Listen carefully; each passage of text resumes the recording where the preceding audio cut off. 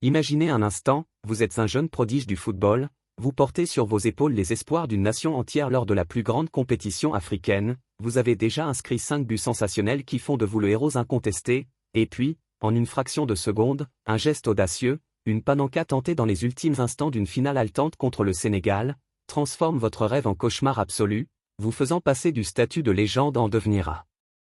Celui de bouc émissaire national, mais attendez, car derrière ce drame se cache une histoire de résilience, de soutien inattendu du géant Real Madrid, et peut-être même les leçons d'une carrière qui ne fait que commencer. Restez avec moi sur Actu Real pour plonger au cœur de cette saga qui agite le monde du foot depuis des jours.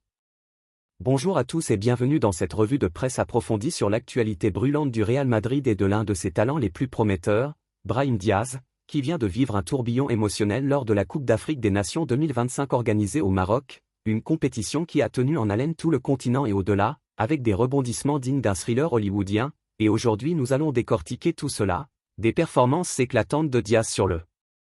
terrain aux coulisses de son retour au Bernabéu, en passant par les analyses des experts, les réactions des fans et les perspectives pour la suite de sa saison avec les Merengues. Pour bien comprendre l'ampleur de cette histoire, remontons un peu dans le temps et parlons de qui est Brahim Abdelkader Diaz, ce joueur né le 3 août 1999 à Malaga en Espagne, d'origine marocaine par son père, un talent pur qui a grandi dans les rues andalouses en jonglant avec un ballon, repéré très tôt par les scouts pour sa technique fluide, sa vitesse et sa vision du jeu qui rappellent les grands maestros du foot espagnol. Il commence sa carrière professionnelle à Manchester City en 2016. Sous les ordres de Pep Guardiola, où il fait ses débuts en Coupe de la Ligue à seulement 17 ans, marquant même un but lors d'une victoire contre Swansea, mais face à la concurrence féroce dans l'effectif des Citizens, il décide de franchir le pas vers le Real Madrid en janvier 2019 pour un transfert avoisinant les 17 millions d'euros, un pari osé pour un jeune de 19 ans qui signe un contrat jusqu'en 2025, prolongé par la suite jusqu'en 2027, et dès ses premiers pas au Santiago Bernabéu, il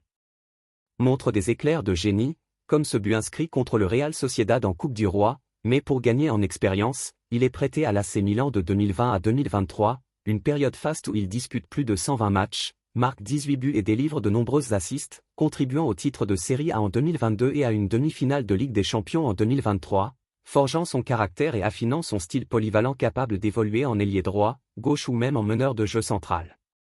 De retour au Real Madrid à l'été 2023, Brahim Diaz s'impose progressivement dans la rotation de Carlo Ancelotti, profitant des blessures et des rotations pour briller, comme lors de la saison 2023 à 2024 où il inscrit 11 buts et 8 assists en 42 apparitions toutes compétitions confondues, aidant les Merengues à remporter la Liga et la Ligue des Champions, et en cette saison 2025 à 2026, même si ses stats en Liga sont plus modestes avec 0 but et 2 assists en 12 matchs pour 312 minutes jouées, il reste un atout précieux pour sa capacité à déstabiliser les défenses adverses avec ses dribbles incisifs et sa créativité, classé parmi les joueurs les plus sous-estimés par certains observateurs comme ceux de la Premier League qui le décrivent comme l'un des talents les plus purs qu'ils aient vus, et c'est ce même Brahim qui, en mars 2024, choisit de représenter le Maroc au lieu de l'Espagne, une décision qui divise les fans mais qui s'avère payante puisqu'il explose lors des qualifications. Pour la CAN 2025 avec 7 buts en 4 matchs, devenant le meilleur buteur des éliminatoires et annonçant la couleur pour le tournoi final. Parlons maintenant de cette Coupe d'Afrique des Nations 2025, organisée pour la première fois au Maroc depuis 1988, un événement majeur avec 24 équipes, des stades flambant neufs comme celui de Casablanca ou de Rabat, et un Maroc hôte qui entre en lice avec l'ambition de remporter son deuxième titre après 1976, sous la houlette de Wally Regragui, le sélectionneur qui avait déjà mené les Atlas Lyon en demi-finale de la Coupe du Monde 2022, et dès le match d'ouverture contre les Comores, Brahim Diaz frappe fort en inscrivant un but décisif pour calmer les nerfs d'une équipe tendue par la pression du public, un tir précis du pied gauche après un dribble chaloupé qui laisse le gardien adverse pantois, et ce n'est que le début d'une campagne exceptionnelle où il marque dans chaque match crucial, contre le Mali sur penalty avec une feinte magistrale, contre la Zambie d'un lob astucieux, contre la Tanzanie pour le but vainqueur en huitième de finale, et même en quart contre le Cameroun, où il ouvre le score d'une frappe enroulée du droit, totalisant 5 buts en 6 matchs, un record pour un joueur marocain dans une seule édition de la CAN, surpassant les performances historiques comme celle d'Osei Kofi en 1968, et les analystes ne tarissent pas d'éloges, comme sur beIN Sport qui le qualifie de « héros national » pour sa consistance, ses touches de balle magiques et son impact tactique qui libère des espaces pour des coéquipiers comme Achraf Hakimi ou Youssef En-Nesyri, sans oublier sa contribution défensive avec des retours précieux et une intensité qui motive tout le groupe, faisant de lui le MVP potentiel du tournoi malgré la concurrence de stars comme Sadio Mané du Sénégal. Mais comme dans toute grande épopée sportive, le destin réserve des twists cruels, et nous arrivons à cette finale tant attendue le 18 janvier 2026 au stade Mohamed V de Casablanca, face au Sénégal, tenant du titre et emmené par un Aliou Cissé tacticien hors pair, un match tendu dès le coup d'envoi avec un Maroc dominateur en possession mais butant sur une défense sénégalaise imperméable. Bono le gardien marocain multipliant les parades face au contre rapide de Mané et Ismaïla Sarr, tandis que Diaz tente de percer avec ses accélérations mais se heurte à Kalidou Koulibaly, et le score reste vierge jusqu'à la 90e minute, quand un contact litigieux dans la surface sénégalaise sur Onesiri conduit l'arbitre égyptien à siffler un pénalty généreux après consultation du VAR, un moment de vérité où tout un pays retient son souffle, et c'est Brahim Diaz, le buteur en série, qui s'avance, confiant après ses pénaltys réussis plus tôt dans le tournoi, mais au lieu d'une frappe puissante. Il opte pour une panenka, ce geste iconique popularisé par Antonin Panenka en 1976 lors de la finale de l'Euro, un lob subtil censé tromper le gardien en le faisant plonger, mais hélas, Edouard Mendy, le portier sénégalais de Chelsea, reste immobile au centre et capte facilement le ballon, un raté spectaculaire qui fait basculer le match en prolongation, où Pape Gueye inscrit un but somptueux pour donner la victoire 1-0 au Sénégal, conservant leur couronne et laissant le Maroc en larmes, avec Diaz effondré sur la pelouse, subissant immédiatement un torrent de critiques sur les réseaux sociaux, des fans marocains le traitant de « paria » ou pire, certains allant jusqu'à des théories conspirationnistes comme sur X où des posts suggèrent que le miss était intentionnel suite à un accord bizarre avec les Sénégalais après une interruption de 15 minutes due à un walk-off des Lions de la Teranga, des rumeurs alimentées par des vidéos virales et des analyses d'ex-arbitres comme Dermo Gallagher sur Sky Sport qui qualifie cela de « pire penalty vu de ma vie », tandis que d'autres, comme Colin Udo sur ESPN, évoquent le chaos ambiant et la pression immense qui a pu faire dérailler le jeune joueur. Face à cette tempête médiatique, Brahim Diaz n'a pas tardé à réagir, publiant un message poignant sur Instagram et X le lendemain, où il exprime sa douleur profonde « J'ai mal au cœur. J'ai rêvé de ce titre grâce à tout l'amour que vous m'avez donné, à chaque message, à chaque marque de soutien qui m'a fait sentir que je n'étais pas seul. Je me suis battu de toutes mes forces, avec mon cœur avant tout. Hier, j'ai échoué et j'en assume l'entière responsabilité et je m'excuse de tout cœur. Il me sera difficile de m'en remettre, car cette blessure ne guérit pas facilement, mais j'essaierai.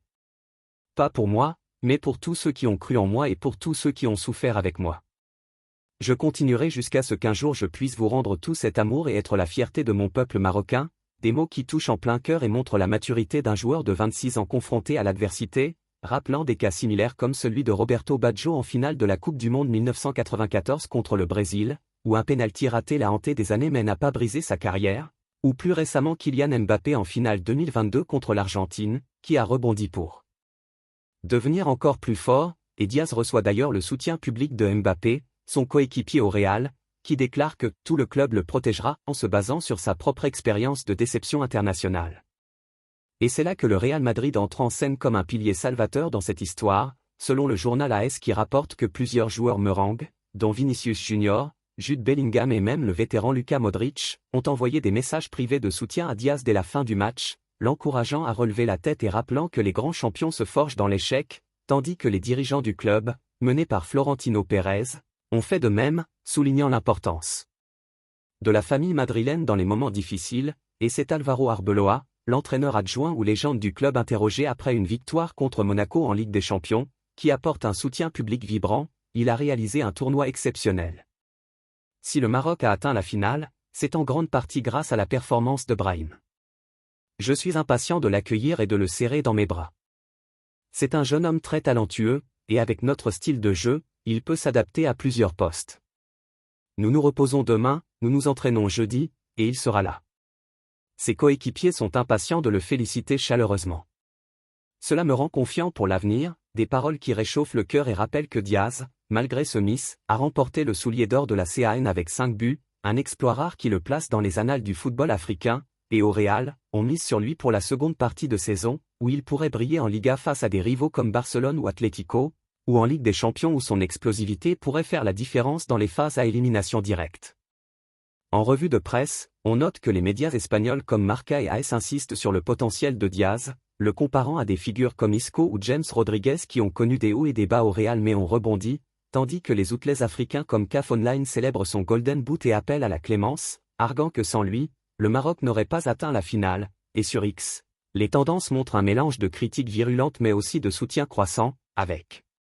des posts comme ceux de @NSEM360 qui questionnent si le miss était planifié, ou ceux de The-Banwarab qui rapportent ses excuses, illustrant la polarisation des opinions, mais au fond, cette épreuve pourrait être le catalyseur dont Diaz a besoin pour franchir un palier, comme l'ont fait avant lui des joueurs comme Cristiano Ronaldo après son penalty raté en 2008 contre Chelsea en finale de Ligue des Champions, qui est revenu plus fort pour dominer le monde.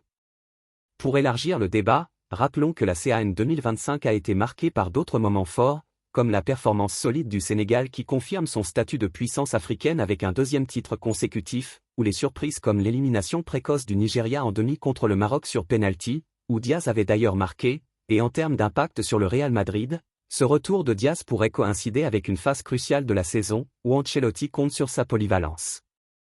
Pour pallier d'éventuelles blessures de stars comme Mbappé ou Vinicius, et les stats de Transfermarkt valorisent Diaz à environ 36 millions d'euros, une cote qui pourrait grimper s'il transforme cette douleur en motivation, comme le suggèrent les analyses de FOMOB ou ESPN qui soulignent ses moyennes élevées en dribbles réussis et chances créées. En conclusion de cette revue exhaustive, Brahim Diaz incarne la beauté et la cruauté du football, un sport où la gloire et la chute se côtoient en un instant, mais avec le soutien du Real Madrid et sa détermination affichée, il y a fort à parier qu'il rebondira, et sur Actu Real, nous suivrons de près son retour à l'entraînement jeudi, prêt à conquérir de nouveaux sommets. Merci d'avoir suivi cette analyse détaillée. Abonnez-vous pour plus d'actus sur le Real et le foot international, et à bientôt pour de nouvelles revues de presse passionnantes.